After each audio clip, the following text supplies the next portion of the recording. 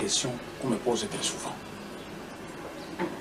Chaque fois que je rencontre des journalistes, chaque fois que je rencontre des Kinois, chaque fois que je rencontre des gens du Bas-Congo, les gens ont l'habitude de me poser des questions. J'ai, dans ce flot de questions qu'on me pose, trié un certain nombre de questions auxquelles je vais répondre aujourd'hui. Et puis dans une prochaine conférence de presse, je continuerai à répondre à d'autres questions. J'ai pensé voir écrire quelques congolietos dans lesquels je vais répondre à ces questions telles que je vais le faire maintenant, parce que j'ai pensé à deux méthodes de travail. D'un côté, la conférence d'aujourd'hui, la produire en cassette, qu'on pourrait diffuser à travers le pays, ce qui fait que tous ceux qui ont les mêmes questions à poser, alors à travers le pays n'auront plus l'occasion de me poser ces questions-là.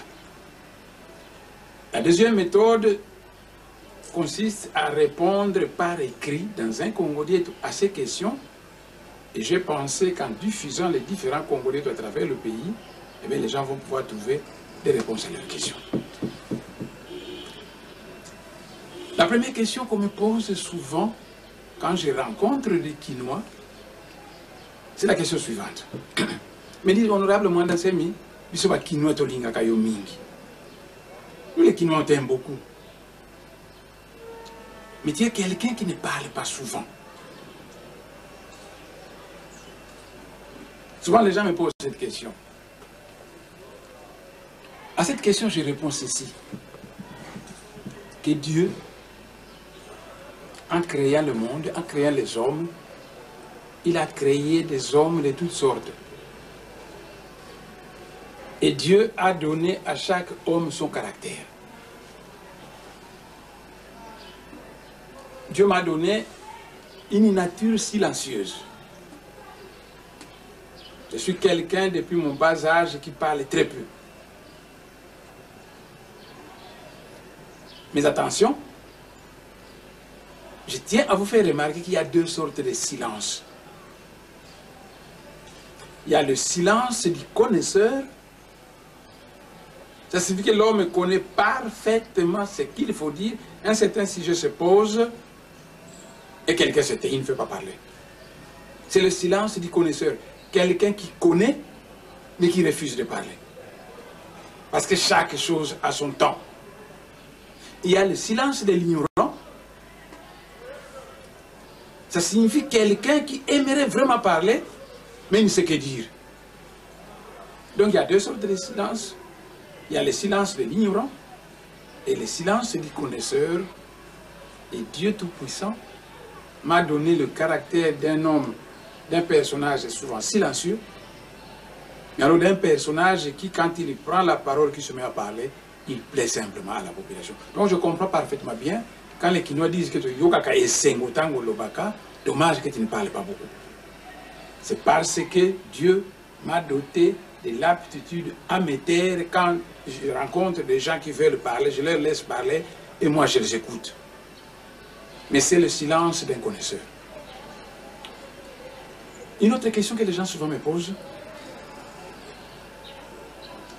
c'est la question du royaume du Congo. Je commence par vous dire que depuis mon enfance, je suis de formation maths, physique et chimie. Je n'ai jamais étudié de la religion, je n'ai jamais étudié de l'histoire et je n'ai jamais étudié de la politique. Durant toute ma jeunesse, j'ai étudié les mathématiques, la physique et la chimie, jusqu'à ce qu'en troisième année à la faculté des sciences, j'ai commencé d'avoir des visions où je commençais à voir l'archange Mwanda Kombo, et c'est de là que partit une certaine démarche. Mais pour le moment, je tiens à vous faire remarquer qu'il y a des questions qu'on me pose souvent. Pourquoi l'honorable Mwanda Semi a tendance de parler du royaume du Congo? C'est une question que très souvent les gens me posent. À À cette question, je vais pouvoir répondre de 3 manières différentes. Premièrement, les sages du monde entier disent que le passé a préparé le présent qui est en train de préparer le futur. Que lorsque vous voulez bien connaître le présent, il faut connaître le passé. Or, notre passé, ce n'est pas la conférence de Berlin de 1885, ce n'est pas les frontières coloniales qu'on a tracées en Afrique, mais les royaumes qui ont existé en Afrique avant l'arrivée de l'ère coloniale.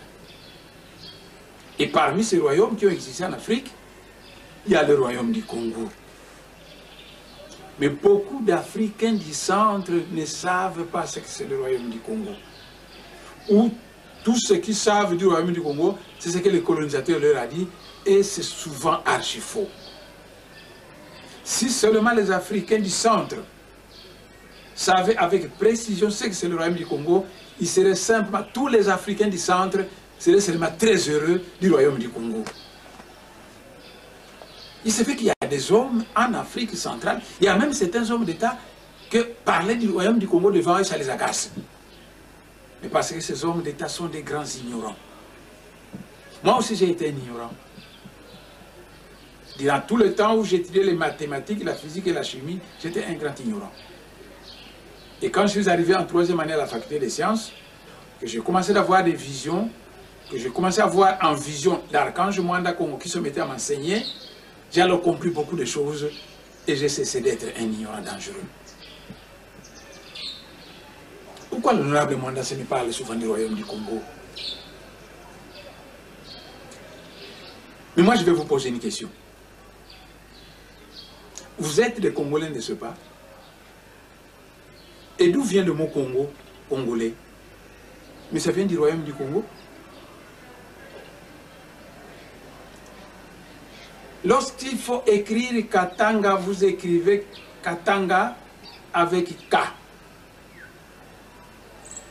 Quand il faut parler du Kasaï, vous parlez du Kasaï avec K. Et quand il faut parler de Kananga, quand il faut écrire Kananga, vous écrivez Kananga avec K. Et il en est ainsi, parce que la planète Terre est peuplée de plusieurs peuples différents. Chaque peuple a sa langue, et il y a des catégories de langues en Afrique centrale qu'on appelle des langues bantou. Le Kikongo c'est une langue bantou, le Chiluba c'est une langue bantou, le Swahili c'est une langue bantou, le Lingala c'est une langue bantou, et dans les langues bantou, on écrit Katanga avec K et non Katanga avec C. On écrit Kasaï avec K et non pas Kasaï avec C. On écrit Kananga avec K et non pas Kananga avec C. Ainsi, l'honorable Mwanda Semi a parfaitement raison que lorsqu'il parle de langue bantou, qu'il puisse écrire le Congo avec K et non pas avec C. Lorsque vous écrivez Congo avec C, vous écrivez le mot Congo à la française. Mais pourquoi vous n'écrivez pas le Katanga à la française? Comme ça, vous écrivez le Katanga avec C. Pourquoi vous n'écrivez pas le Kasaï à la française? Comme ça, vous écrivez Kasaï avec C. Et pourquoi vous n'écrivez pas Kananga à la française en l'écrivant avec C et non avec K? Mais beaucoup de gens se posent la question de savoir pourquoi l'honorable Mwanda Nsemi parle souvent du royaume du Congo et il écrit, pourquoi écrit-il Congo avec K? Mais Congo n'a pas un mot qui a été inventé par des Belges. La Belgique a rencontré en Afrique centrale un royaume qu'on appelle le royaume du Congo, et c'est de ce royaume qu'est né le mot Congo et qu'est né le mot congolais, puisque vous êtes des Congolais.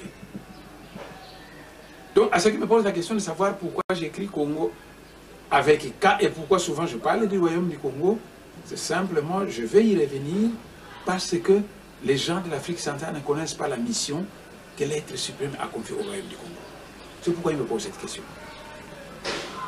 Quand tu as écrit royaume du Congo avec K, Congo avec K, c'est simplement l'orthographe normale quand il s'agit de langues bantou.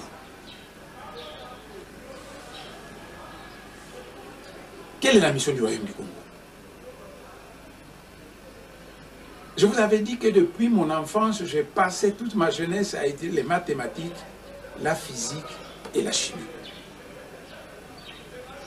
Quand je suis arrivé en 3e année à la faculté des sciences, j'ai commencé à faire des visions. J'ai vu un grand être, il était grand d'environ 4 mètres de longueur, de hauteur.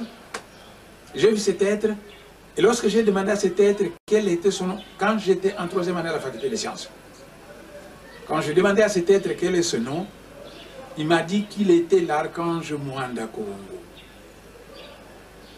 Allez demander les Ngombe, de la région de l'Équateur, allez demander les Poto, de la région de l'Équateur, allez demander les Bakongo, et ils vous diront que l'un des noms de Dieu c'est Akongo. Et que Mwanda veut dire l'esprit. Et Mwanda Kongo veut dire l'esprit divin. Il y a un archange dans le ciel qui s'appelle l'esprit divin. C'est cet archange qui m'a apparu quand j'étais en 3e année à la faculté des sciences.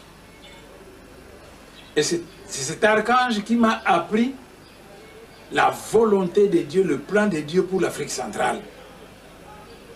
Et c'est cet archange-là, l'archange Mwanda Kongo, qui avait inspiré les mages Bakongo et qui les avait poussés à fonder le royaume du Congo.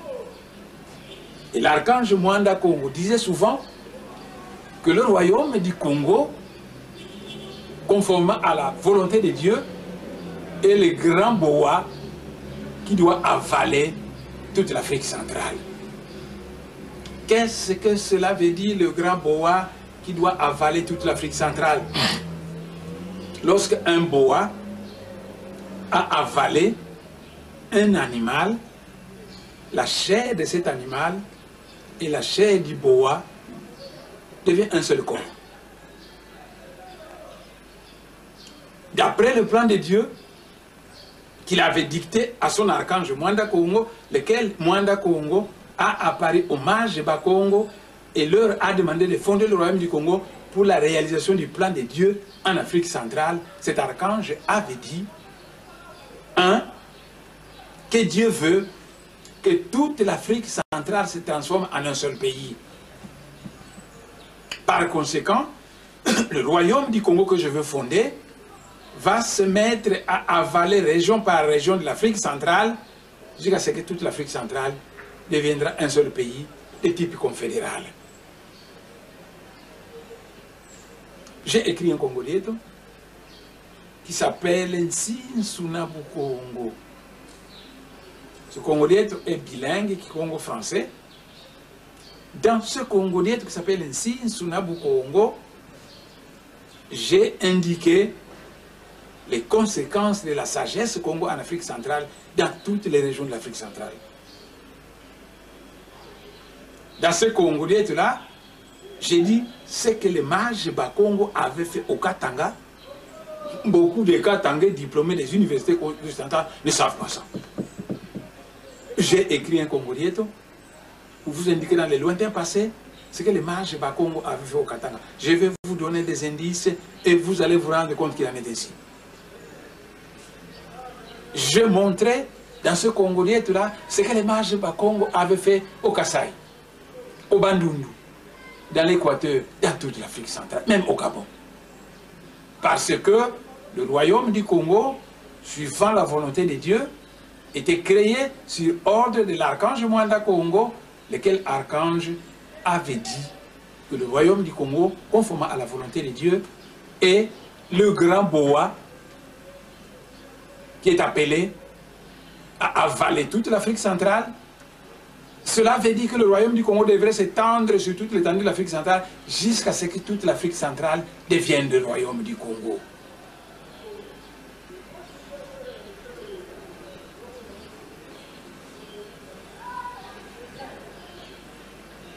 Il y a deux sortes d'intellectuels en Afrique centrale. Les intellectuels qui ne connaissent rien du passé lointain de l'Afrique centrale et ceux qui, grâce à Dieu, connaissent ce passé lointain. Je le répète une fois de plus, que je ne suis pas un charlatan. Je suis un homme de science étouffé, puisque dans toute ma jeunesse, j'ai étudié les mathématiques, la physique et la chimie. Mais je dis qu'il y a deux sortes d'intellectuels en Afrique centrale. Les intellectuels qui pensent que leur tribu n'a commencé à exister que le moment où la conférence de Berlin avait tracé les frontières coloniales en Afrique. Et que sans ces frontières coloniales, leur tribu va disparaître. C'est seulement malheureux de penser comme ça. Parce qu'en fait, on est simplement un spécialiste du prêt-à-porter fabriqué par les autres. Donc, lorsque les autres ne fabriquent rien, vous ne pouvez rien de vous-même. Il y a un groupe d'intellectuels en Afrique centrale qui sont des spécialistes du prêt-à-porter. Ce sont donc des intellectuels qui ne savent absolument rien du passé lointain de l'Afrique. Et ceux qui ne savent pas le passé lointain de l'Afrique, et ceux qui connaissent le passé lointain de l'Afrique, ne parlent pas le même langage. Alors que nous voulons tous l'unité de l'Afrique, nous nous querellons avec ces intellectuels pour des futilités dues au fait qu'ils ne connaissent pas le passé lointain de l'Afrique. Le sujet du royaume du Congo est très vaste. Vous avez vu que d'un côté, vous me condamnez, pourquoi j'écris Congo avec K, et que moi je vous ai rétorqué, mais pourquoi vous écrivez Katanga avec K, au lieu d'écrire avec C? Parce que vous voulez que j'écrive Congo avec C. Je vous ai rétorqué, pourquoi vous écrivez le Kassai avec K et non pas avec C? Pourquoi vous écrivez Kananga avec K et non pas avec C? Donc c'est moi qui ai raison. Vous êtes quelqu'un qui ne se connaît pas. Mais vous êtes donc un ignorant dangereux. Parce qu'à base de vos connaissances très limitées, vous vous permettez de soulever une polémique où vous croyez une fois de plus que vous avez raison. C'est au nom d'une pareille polémique que vous mettez à persécuter Bundouya Congo en Afrique centrale, parce que simplement Bundouya Congo veut vous apprendre le passé lointain de l'Afrique, et que ceux qui connaissent le passé lointain de l'Afrique et ceux qui ne connaissent pas ne parlent pas le même langage.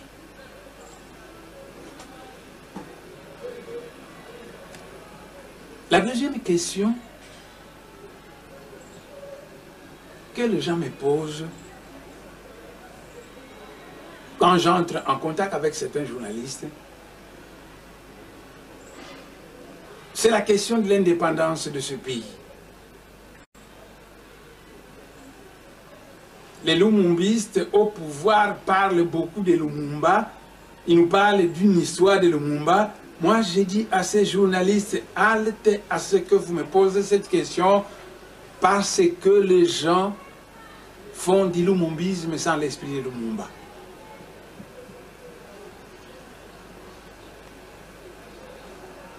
Je réponds à ces journalistes, cessez de me parler ainsi, parce que moi, je connais l'histoire vraie de ce pays, et les gens au pouvoir inventent trop de gloire qui mettent sur le dos de Lumumba, et ce n'est pas du tout vrai. Les gens vous disent que c'est Lumumba qui a demandé l'indépendance de ce pays, ce n'est pas du tout vrai. Vous m'entendez? Je vous répète que ce n'est pas du tout vrai. La Belgique, la puissance coloniale de ce pays, connaît très bien que l'indépendance de ce pays, c'est l'affaire des Bako. Je vais vous le démontrer. Par un seul argument, je pouvais vous avancer beaucoup d'arguments. L'indépendance du 30 juin 1960 est la conséquence des troubles qui se sont passés à Kinshasa le 4 janvier 1959. Or, le 4 janvier 1959, c'était l'affaire de Kasavubu et non pas de Lumumba. Le 4 janvier 1959, les Bakongo se sont révoltés contre le pouvoir colonial belge. Et les Bangala, les Baluba, les Baswahili de cette époque-là ne connaissaient absolument rien de l'indépendance. Ils demandaient aux Bakongo du panda et l'okonini wana vous allez kosenga. Ici à Kinshasa, Demandez même Thomas Lohaka, il n'est pas Mukongo celui-là, mais il connaît un peu l'histoire de ce pays. Thomas Lohaka va vous affirmer que ce que l'honorable Mwanasimi a dit c'est vrai. Quand les Bakongo en 59 ont demandé l'indépendance, les Bangala, les Baluba et les Baswahili ne savaient même pas ce que c'est l'indépendance. Et à Kinshasa, les Bangala, les Baluba disaient au Bakongo et le Konini Wana dit Panda, où ils allaient Kusenga. Donc ils ne savent pas ce que c'est l'indépendance. Malheureusement, je ne fais pas de la polémique, mes chers frères. Si seulement vous pouvez ouvrir mon cœur, vous vous rendez compte que je suis plein d'amour envers le Mukongo, envers le Muswahili, envers le Muluba, envers le Mungala, puisque vous êtes mes compatriotes congolais. Mais l'ignorance, votre ignorance, je ne fais pas,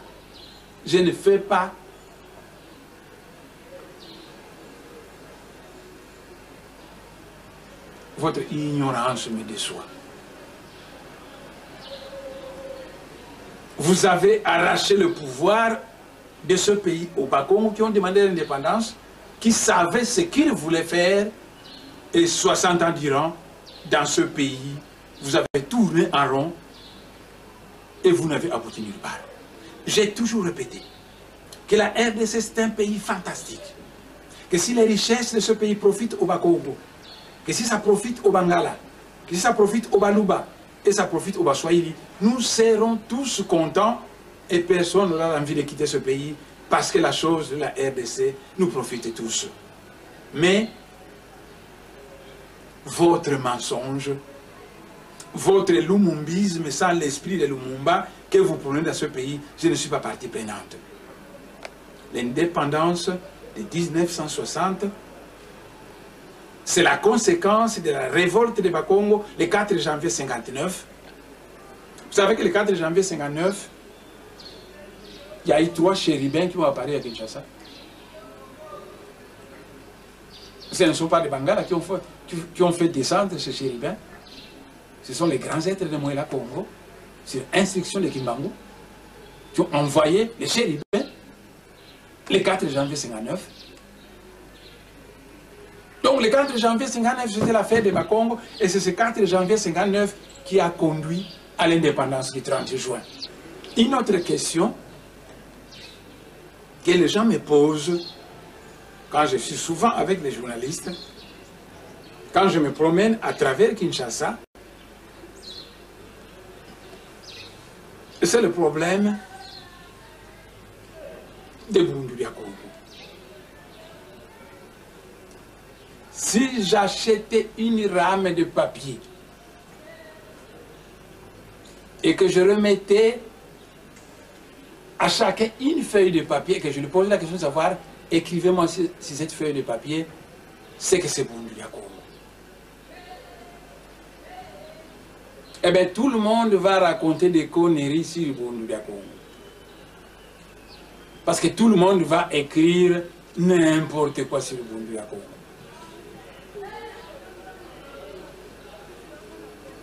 Dans l'Apocalypse, il est écrit que lorsque le Maître Jésus reviendra sur la terre, il sera roi et prêtre. C'est écrit dans l'Apocalypse. Être roi dans ce monde, se faire de la politique, parce que la royauté, c'est un grade politique. Et la Bible nous dit que lorsque le Maître Jésus reviendra sur la terre, il sera roi et prêtre. Il sera roi, ça signifie que quand Jésus reviendra sur la terre, il fera la politique. Il sera prêtre, ça signifie que le Maître Jésus, lorsqu'il reviendra sur la terre, il fera la religion. Donc, lorsque le Maître Jésus reviendra sur la terre, il sera un chef politico-religieux. Et Bunduria Congo n'est pas une église parce qu'il est plus qu'une église. Et Bunduria Congo n'est pas un parti politique parce qu'il est plus qu'un parti politique. Bunduria Congo, c'est quoi?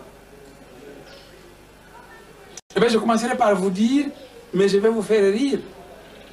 Mais je tiens fermement à ce que je vous dis, Parce que celui qui m'a dit ça, c'est un être céleste qui est de loin plus élevé. C'est l'archange Mwanda Congo. Que Bundulia Congo veut provoquer l'émergence en Afrique centrale d'une civilisation particulièrement adaptée à la mentalité négro-africaine.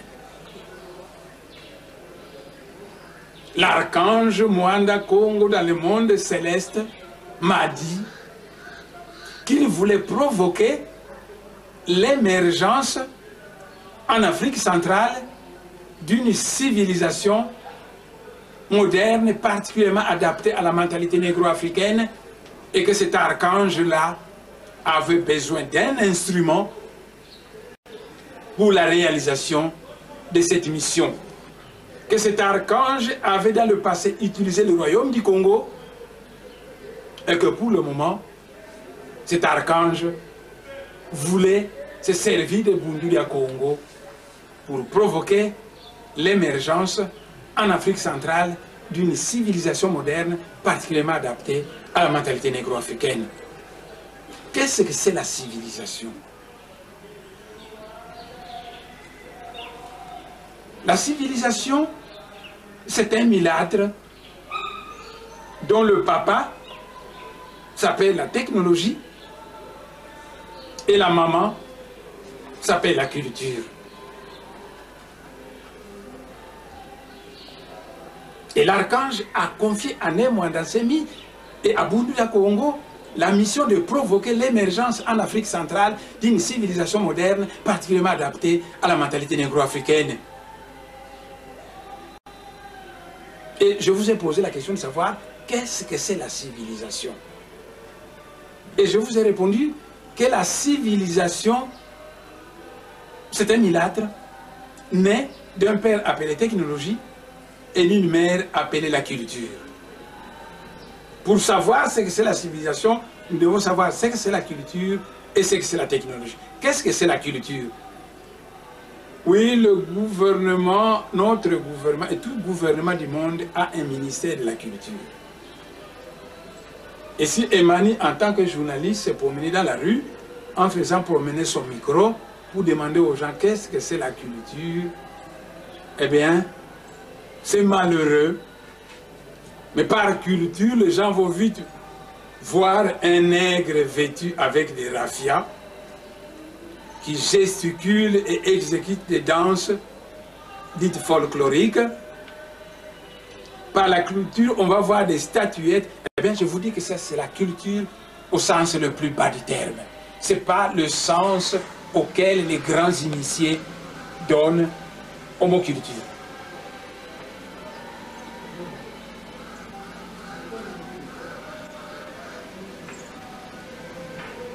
Qu'est-ce que c'est la culture d'un peuple? Il faisait promener son micro dans la rue, et bien par le mot culture, les gens vont rapidement voir les danses folkloriques, un nègre vêtu en raffia qui gesticule dans. C'est la culture au sens le plus bas du terme. Et cette culture que vous faites au ministère de la Culture. Parce que vous n'avez jamais eu un grand initié dans votre pays qui s'occupe du ministère de la Culture. Celui-là allait mettre sur point la culture au sens des grands initiés. Jésus, c'est un grand initié. Qu'est-ce que la culture pour Jésus? Bouddha, c'est un grand initié. Qu'est-ce que la culture pour Bouddha? Mohamed, c'est un grand initié. Qu'est-ce que c'est la culture pour Mohamed? Kimbangu, c'est un grand initié. Qu'est-ce que c'est la culture? Eh bien, la culture d'un peuple, c'est l'expression de l'âme de ce peuple dont sa langue est le véhicule principal. La culture d'un peuple englobe les valeurs morales de ce peuple, la vision du monde de ce peuple et les relations de ce peuple avec l'être suprême, les génies et les grands ancêtres. Voilà ce que c'est la culture. Et la culture est spécifique à chaque peuple. C'est-à-dire que la culture dépend d'un peuple à l'autre. Tandis que la civilisation, je vous ai dit, est un milâtre qui naissait de la jonction de la technologie avec la culture. Je vous ai dit ce que c'est la culture au sens des grands initiés. Qu'est-ce que c'est la technologie? Eh bien, la technologie, c'est le savoir-faire des artisans. La technologie, c'est le savoir-faire des artisans capables de fabriquer des objets matériels, capables de satisfaire nos besoins matériels.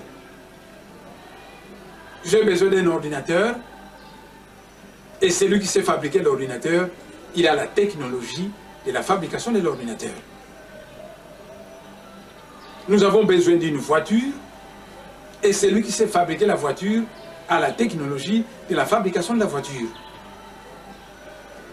Nous avons besoin d'un avion, et celui qui sait fabriquer l'avion a la technologie de la fabrication de l'avion.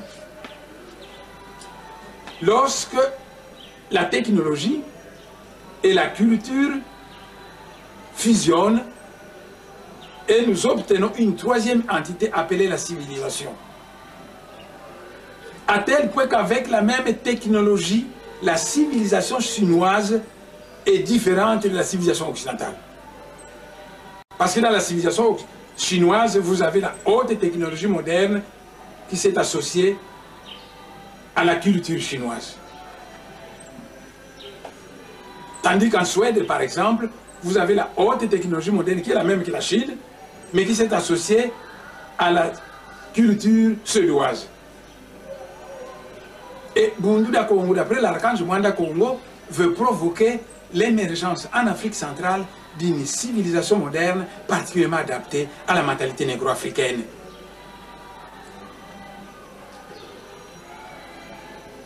Qu'est-ce que c'est Bunduda Congo alors? Je vous ai dit que Bunduda Congo n'est pas une église. Et je vous ai dit que Bunduda Congo n'est pas un parti politique. Bunduda Congo, c'est une école philosophique comme la Rose-Croix, comme la YAM, etc.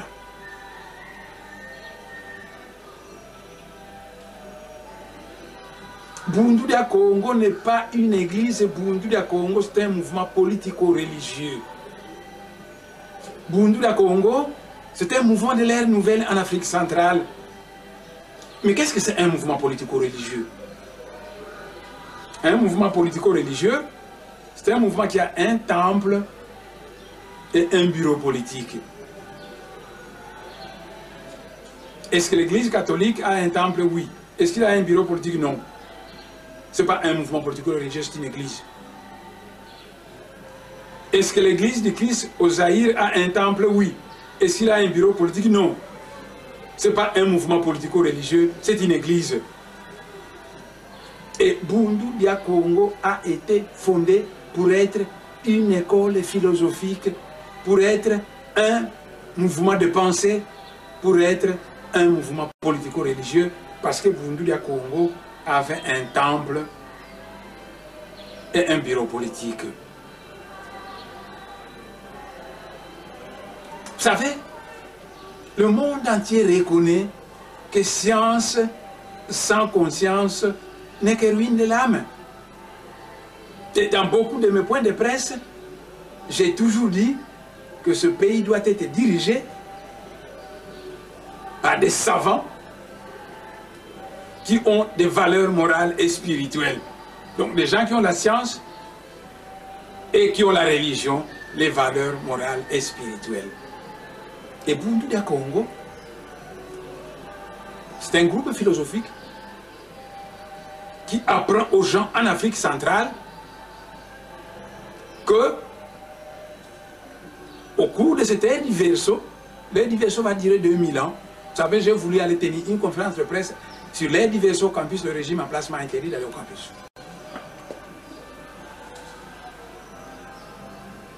Mais je vous dis qu'au cours de cette ère du Verseau,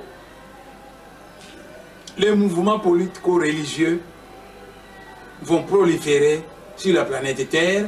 Et au début de l'ère du Verseau, l'archange Mwanda Congo élève un mouvement politico-religieux en Afrique centrale, c'est Bunduda Congo.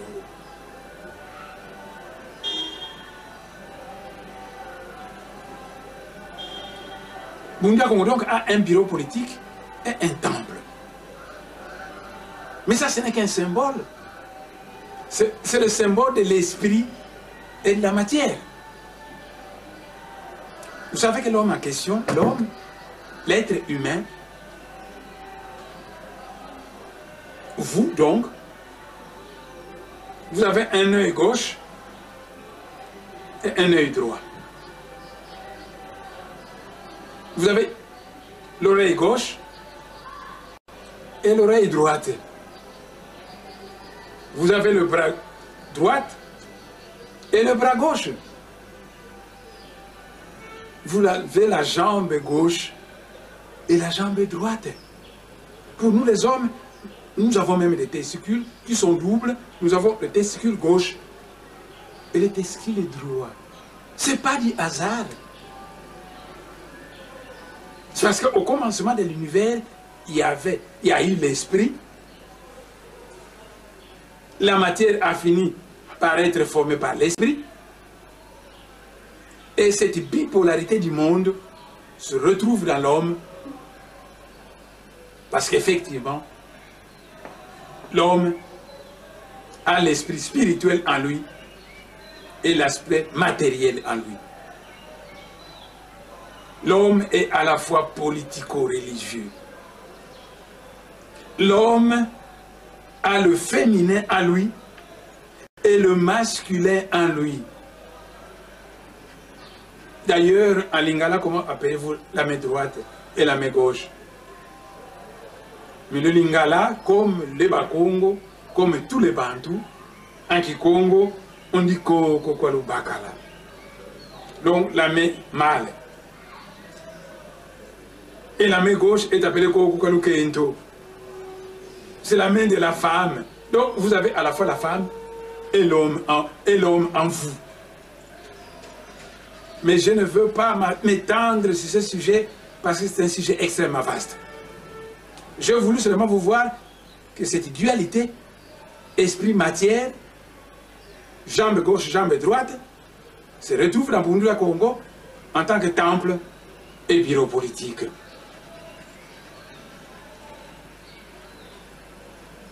Bundu Dia Congo n'est pas un mouvement armé. Bundu Dia Congo n'a pas été fondé aujourd'hui. Bundu Dia Congo a été fondé lors de la Deuxième République et le président Mobutu ne nous a jamais persécutés dans ce pays. Parce que le président Mobutu était parti en Inde voir ces magiciens qui lui ont parlé de Bundu Dia Congo en disant « Laissez cet homme tranquille, c'est un grand philosophe soutenu par le monde spirituel. » C'est comme ça que les hommes du président Mobutu en Inde parlaient de moi. C'est un homme soutenu par le monde spirituel. Il est en train de préparer l'Afrique centrale de l'ère du Verseau. Laissez-le tranquille. Il n'a rien à voir avec votre pouvoir. Vous allez quitter le pouvoir, vous allez le laisser seulement parce que lui s'occupe de la préparation de l'Afrique centrale à l'ère du Verseau. Il ne s'occupe pas de votre politique mondaine. Donc ne croyez pas que c'est un opposant à vous. C'est simplement quelqu'un qui prépare l'avènement de l'Afrique. La communauté internationale qui avait vu la rébellion en RDC avait à Sen City remis le pouvoir au mouvement armé.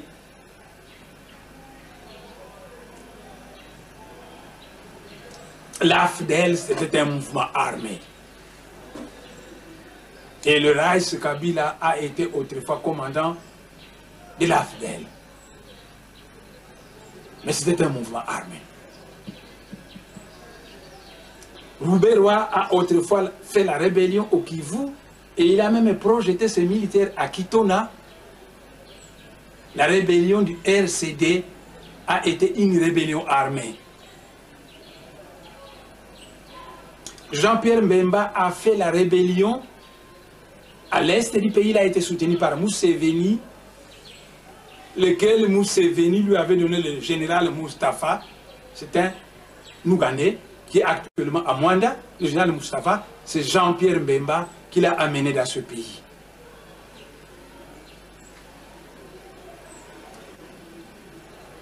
Donc Jean-Pierre Mbemba avait fait la rébellion. Et les Maï Maï ont fait la rébellion armée.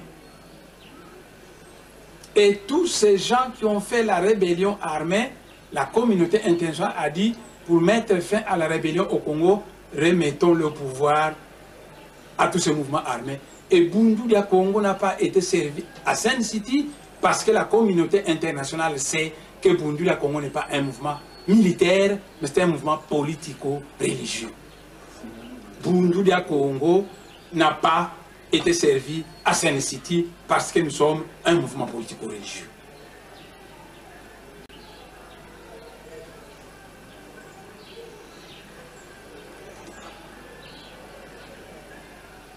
Vous avez l'habitude de dire dans ce pays qu'il y a 5 millions de morts à l'Est. Mais qui ont tué ces 5 millions de gens? Ce n'est pas Bundu Dia Congo qui les a tués. C'est l'AFDEL qui a tué des gens à l'Est. C'est le RCD qui a fait de la rébellion à l'Est qui a tué des gens. C'est le MLC de Jean-Pierre Mbemba qui a fait la rébellion à l'Est qui a tué les gens. C'est le Maï Maï qui a fait la rébellion à l'Est qui a tué des gens. En tout cas, vous avez toujours dit dans ce pays qu'il y a 5 millions de tués. Et parmi ces 5 millions de tués, Bundu Dia Congo n'est pas du nombre de ceux qui ont tué ces gens, parce que ceux qui ont tué les gens à l'Est sont bien connus. Curieusement, l'AFDEL qui a tué des gens à l'Est fait la politique dans ce pays. Le RCD qui a tué des gens à l'Est fait la politique dans ce pays. Le MLC qui a tué des gens à l'Est fait de la politique dans ce pays. Les Maï Maï qui ont tué des gens à l'Est font la politique à ce pays. Et le gouvernement de ce pays s'en prend à Bundu Dia Congo qui n'a rien fait. C'est vraiment curieux. Tout le monde au Congo sait qu'à l'Est de la République, nous avons perdu 5 millions de gens. Nous avons à poser la question de savoir, mais qui a tué ces 5 millions de gens? C'est l'AFDEL, c'est le RCD, c'est le MLC, et le Maï Maï, qui ont partagé le pouvoir à Sun City. Et curieusement, au lieu de s'en prendre à ceux qui ont tué les gens à l'Est, le gouvernement de ce pays s'en prend à Bundu Dia Congo, qui est derrière ce gouvernement. Parce que les Portugais ont persécuté Yaya Vita Kimpa jusqu'à ce que l'église catholique a brûlé Yaya Vita Kimpa au feu. Qui était derrière cette église catholique qui avait brûlé Yaya Vita Kimpa au feu? En 1921, les Belges ont persécuté Mbouta Kimbangu et sont allés l'enfermer à Lubumbashi. Et actuellement, le régime en place persécute Bundu Dia Congo, persécute Nemwanda Nsemi, qui dans le monde spirituel est connu comme le second Kimbangu, qui est derrière ceux qui persécutent les adeptes de Bundu Dia Congo en Afrique centrale. Parce que ceux qui ont massacré 5 millions de gens en RDC sont connus. Ces gens se promènent librement dans ce pays. Ces gens font la politique dans ce pays. Et le régime en place s'en prend à Bundu Dia Congo. Je vais vous poser une question. Je veux vraiment que toute la nation congolaise puisse retenir la question que j'ai toujours posée au gouvernement. Vous savez, loin de moi l'intention de vouloir remuer le couteau dans la plaie. Parce que nous sommes à l'heure où il faut renforcer la cohésion nationale. Mais ce que nous avons dernièrement fait, les concertations nationales devaient pouvoir être un forum de vérité et réconciliation, comme on avait fait en Afrique du Sud, mais nous l'avons fait de notre façon. Donc, loin de moi, l'envie de vouloir remuer le couteau dans la plaie, parce que nous sommes à l'heure de la cohésion nationale. Mais en Afrique du Sud, ils ont appelé véritablement leur mouvement vérité et réconciliation. Et le Maître Jésus a dit que vous connaîtrez la vérité et la vérité vous affranchira. J'ai souvent posé la question suivante au gouvernement. Je veux que le peuple congolais puisse savoir la question que moi, j'ai souvent posée au gouvernement de ce pays. Vous, le gouvernement de ce pays, vous qui négociez avec Nkunda, vous qui négociez avec le RCD, vous qui négociez avec les anciens de l'AFDEL, vous qui négociez avec le MLC, et vous qui combattez Boundoulia Congo, est-ce que le gouvernement peut me dire le mal que Boundoulia Congo a commis dans ce pays et qui est plus grave que le mal commis par ceux qui ont massacré 5 millions de gens à l'Est? Quel est ce mal que Boundoulia Congo a commis à ce pays et qui est plus grave que le mal qu'a commis ceux qui ont massacré 5 millions de gens? Ce mal que Boundoulia Congo a commis n'existe pas. Mais alors pourquoi vous persécutez Boundoulia Congo à ce pays? Chebeya est mort à cause de Boundoulia Congo. Chebeya était un grand défenseur des droits de l'homme et Chebeya a défendu Boundoulia Congo devant la communauté internationale en disant que Boundoulia Congo est soumis à beaucoup d'injustices dans notre pays. Chebeya s'est insulté contre les injustices qu'on faisait subir à Boundoulia Congo par le régime en place qui, au lieu de s'attaquer à ceux qui ont massacré les 5 millions de gens, il s'attaque plutôt à Boundoulia Congo qui est un mouvement politico-religieux. Et depuis que j'ai toujours posé cette question au gouvernement, le gouvernement ne m'a jamais répondu. Quel est le mal commis par Boundoulia Congo et qui est plus grave que le mal commis par les mouvements rebelles de ce pays qui ont massacré 5 millions de gens? Je veux que le peuple congolais demande à notre gouvernement pourquoi notre gouvernement persécute Boundoulia Congo et quel est le mal que Boundoulia Congo a commis qui est plus grave que ceux qui ont massacré les 5 millions de gens à l'Est.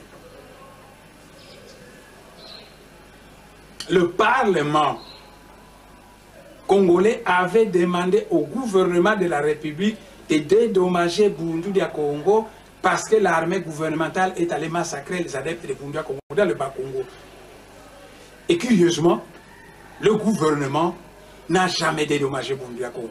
Le gouvernement, donc, notre gouvernement, a désobéi à son Parlement. Vous vous rendez compte, dans ce pays du monde, le Parlement est au sommet de l'État. Le Parlement décide une chose et le gouvernement refuse.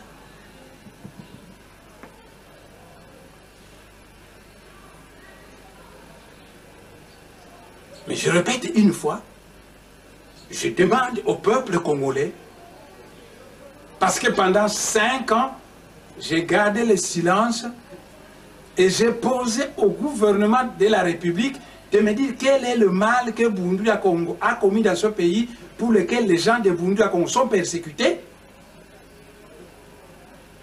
Quand il s'agit d'Nkunda, on gaspille des millions. Quand il s'agit de M23 à Kampala, on gaspille des millions. Et quand il s'agit de Bas-Congo, quand il s'agit du Congo central, quand il s'agit de Boundoulia Congo, ce sont les prisons des adeptes de Boundoulia Congo. Moi, j'avais posé au gouvernement de me dire quel est le mal que Boundoulia Congo a commis dans ce pays qui est supérieur au mal commis par le RCD, qui a tué et pillé à l'Est, L'AFDEL qui a pillé et tué à les mouvements rebelles qui ont pillé et tué à l'Est. Et ce mal que Boundouya Congo a fait n'existe pas. Alors pourquoi vous vous en prenez à Boundouya Congo dans ce pays?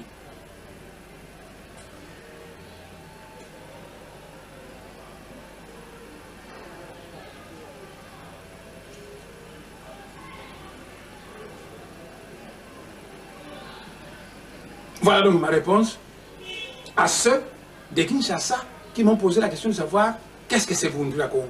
Et je vous ai dit que Boundouya Congo c'est un mouvement politico-religieux, que c'est un mouvement de l'ère nouvelle, qui est chargé de former la jeunesse africaine et de doter à cette jeunesse la politique et les valeurs morales et spirituelles, afin qu'armés de valeurs morales et spirituelles, ces jeunes armés de sciences puissent faire de la bonne politique en Afrique centrale.